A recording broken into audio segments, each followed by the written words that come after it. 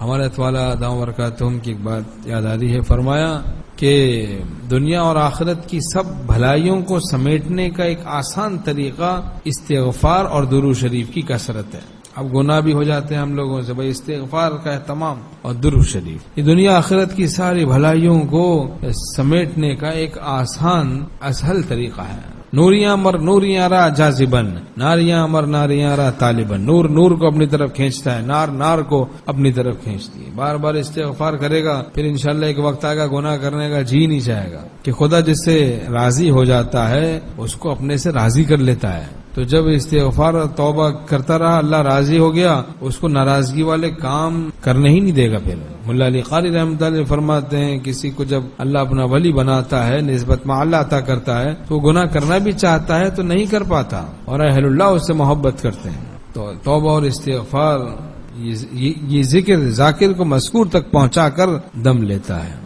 جو اسم سے چلے تو مسمى تک آ گئے، دوا میں ذکر سے سنتا ہوں مل جاتی ہے وہ نسبت، کہ ان کو بھولنا کوہ گراں معلوم ہوتا ہے۔ یہ ذکر کی پابندی لازمی ہے، اس کو ہم مختصر ذکر بتایا جاتا ہے۔ ہمارے سلسلے میں ہمارے شیخ رحمۃ اللہ فرماتے تھے کہ میری طب یونانی طب ایمانی میں کام آ رہی ہے، کہ آج کل لوگوں کو معتدل کرنے میں، یہ طب معتدل رکھنے میں اپنے متعلقین کو کام آ رہی ہے، کہ ذکر اتنا نہ کرو، فرماتے تھے تسبیح اتنی نہ پڑھو کہ سر میں درد رہنے لگے، غصہ زیادہ آنے لگے، نیند کم ہو جائے 6 گھنٹے سے، 24 گھنٹے میں 6 گھنٹے سونا ضروری ہے۔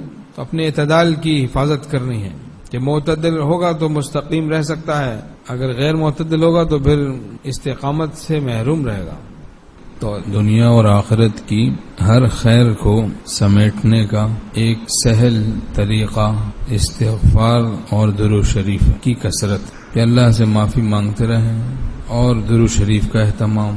ہمارے شیخ رحمۃ اللہ فرماتے تھے کہ 100 بار روزانہ استغفار کرو اور 100 بار درود شریف پڑھو۔ رب اغفر وارحم وانت خیر الراحمین، کہ اللہ تعالیٰ نے سکھایا کلام پاک۔ ہمارے شیخ رحمۃ اللہ فرماتے تھے سب سے بڑے پیارے نے اپنے سب سے بڑے پیارے کو سب سے پیارا وظیفہ عطا فرمایا، وقل رب اغفر وارحم وانت خیر الراحمین، اور کہیے رب اغفر وارحم وانت خیر الراحمین، اللہ تو بخش دے ہمیں اور رحم فرما، وہو ارحم الراحمین، تو بہترین رحم کرنے والا ہے، سب سے بڑھ کر خدا رحم کرنے والا ہے۔ گر نہ صلی علی ہو زباں پر، کیا اثر ہوگا آہو فغاں میں۔ شرط توحید کامل یہی ہے، عشق ہو آپ کا قلب و جان۔ درود شریف کی برکت سے بھی مصیبتوں سے نجات نصیب ہوتی ہے، درود شریف کی برکت سے بھی۔ حضرت تھانوی رحمۃ اللہ اس کو فرماتے ہیں، درود شریف پریشانیوں میں گھرے ہوئے، درود شریف کا اہتمام کرو، 10 رحمتیں نازل ہوتی ہیں، 10 گناہ معاف ہوتے ہیں، 10 نیکیاں ملتی ہیں، 10 درجے بلند ہوتے ہیں، ایک دفعہ درود شریف کی برکت سے۔